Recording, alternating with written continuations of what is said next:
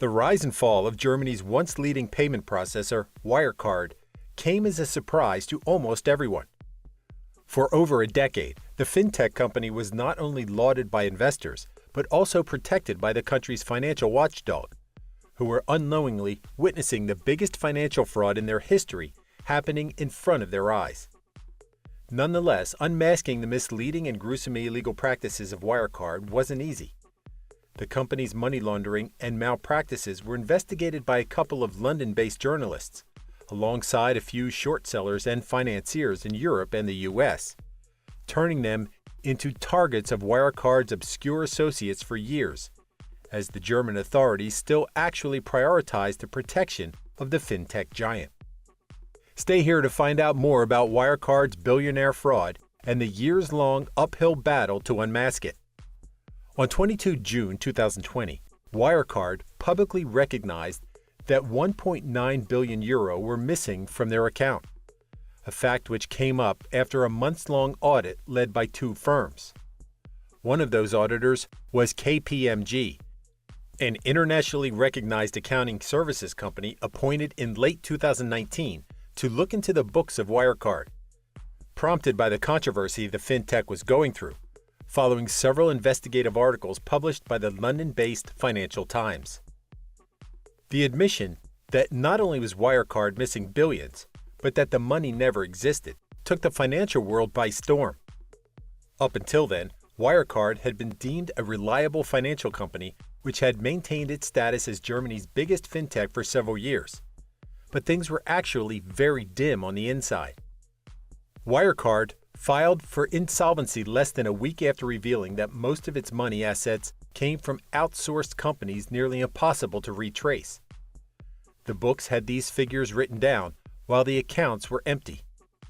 Once the fraud was made public and Wirecard's years-long schemes to turn down public criticism became evident, the company was over. Some executives disappeared, while others faced jail time. But most people aren't aware that it took a lot of effort, time, and perseverance to let everyone know about Germany's biggest fraud. So how did this venture begin? While there were a lot of players named in the Wirecard fraud, two names from the company stand out over others. The first is Markus Braun, a former financial consultant who became Chief Executive Officer, CEO of Wirecard in 2002. There's also Jan Marsalek, Braun's protege, who took the role of Wirecard's Chief Operating Officer, COO, in 2010.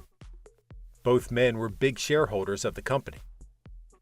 It was Marsalek who appointed executive Oliver Bellenhaus to create shell companies in Asia and the British Isles, resulting in the transfer of millions of euros from Wirecard's main accounts to companies created with the sole intention of hiding funds and other activities, as reported by the Financial Times.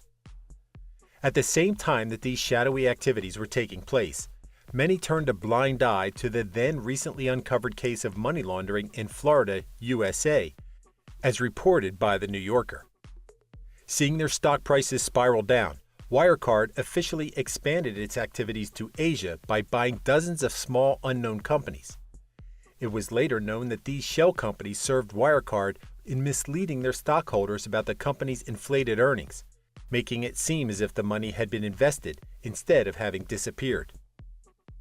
Around the time Wirecard was involved in schemes around Asia, journalists and financiers were growing wary of the company's movements. Two Financial Times journalists, named Dan McCrum and Paul Murphy, were part of the journal's division Alphaville, in which they published the article series House of Wirecard in 2015, covering McCrum's thoughts and investigations about the inner workings of Wirecard and their suspicious movements. Unfortunately, House of Wirecard wasn't as effective as McCrum and Murphy assumed, leading people to lose the point of information, according to The New Yorker. The articles served Wirecard to paint itself as a victim of misleading and ill-intended journalism, and the fact that a damning but anonymous paper entitled Zatara Report came out with inaccuracies at the time. As the Financial Times Alphaville moved to uncover information about Wirecard's activities, the giant hid behind Germany's Federal Financial Supervisory Authority, BaFin, which went after the journal for affecting Wirecard with their allegations. This was deemed as dangerous by the BaFin, as the entity considered Wirecard's apparent role in Germany's economy too important not to be protected. However, the investigations led by Macron and his fellow journalists didn't go unnoticed by Jan Marsalek, who in 2019 accused the Financial Times of involving itself in short sellers. By 2019, it was evident that going after Wirecard wasn't a smart move for journalists and short sellers. Not only was BaFin protecting Wirecard and public prosecutors turning their backs on Financial Times journalists, but the situation was dimmer than it seemed. According to Dan McCrum, he discovered that there was an undercover operation targeting him and other journalists at the Financial Times and short sellers.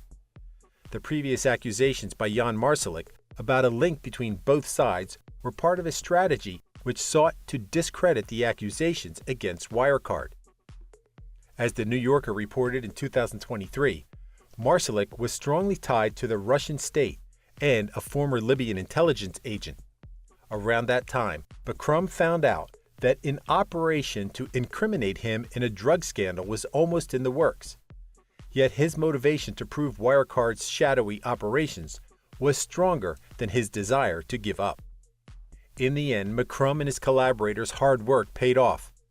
After publishing his article, Wirecard's Problem Partners, in March 2019, and submitting himself to the investigation that followed, Wirecard reached the end of its long line of lies. Late that year, the accounting firms EY and KPMG led audits on the fintech and revealed the results the following year, with both concluding their inability to trace €1.9 billion on Wirecard's accounts.